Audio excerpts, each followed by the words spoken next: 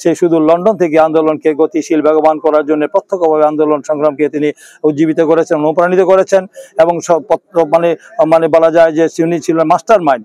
সেই আন্দোলনের মধ্য দিয়ে দেশের ছাত্র জনতাকে উজ্জীবিত করে আন্দোলনের চূড়ান্ত বিজয় আমাদের ছিনিয়ে আনার জন্য তিনি বারবার নির্দেশ দিয়েছেন। দেখেছিলাম সেই আন্দোলনের মধ্য দিয়ে সে 2024 সালের 5ই অগাস্ট চূড়ান্ত বিজয়ের শেষ মুহূর্তে শেখ হাসিনা বাংলাদেশ থেকে পালিয়ে যেতে বাধ্য হয়েছে এবং আমাদের বিজয় সূচিত হয়েছে।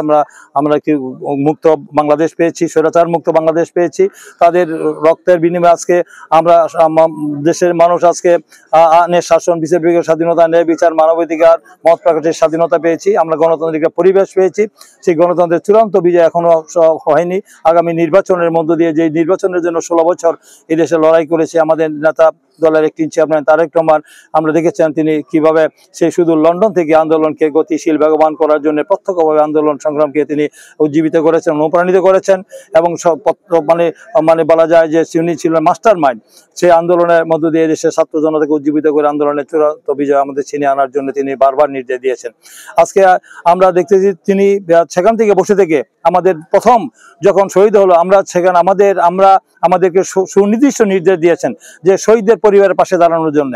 আমরা তাৎক্ষণিকভাবে সকল শহীদদের পাশে গিয়ে দাঁড়িয়েছি, তাদের আর্থিক সহযোগিতা করেছি, তাদের পরিবারের প্রতি সমবেদনা জানিয়েছি এবং তাদেরকে আমরা দেখেছেন কদিন আগে বর্ষপূর্তি উপলক্ষে তাদেরকে কিভাবে সম্মানিত করা হয়েছে। আমাদের চীন মন্ত্রী কনভেনশন সেন্টারে তাদেরকে ডেকে নিয়ে, এই যে এখানে আমাদের তাহমিদের পিতা আছেন, রফিক সাহেব আছেন, তারা সহ অনেকেই সেখানে গিয়েছিলেন। সকল শহীদদেরকে, শুধু দলের না, দলের বাইরেও যারা শহীদ হয়েছে, দলের দেশের জন্য, জাতির জন্য, গণতন্ত্রের জন্য, পুনরুদ্ধারের জন্য সবাইকে তিনি দাওয়াত করেছেন। আমরা দেখেছেন সে লেক শোর, সেখানে একটা কনভেনশন সেন্টারে নিয়ে সেখানে দেখেছেন কিভাবে আমাদের শহীদদেরকে সম্মানিত করা হয়েছে।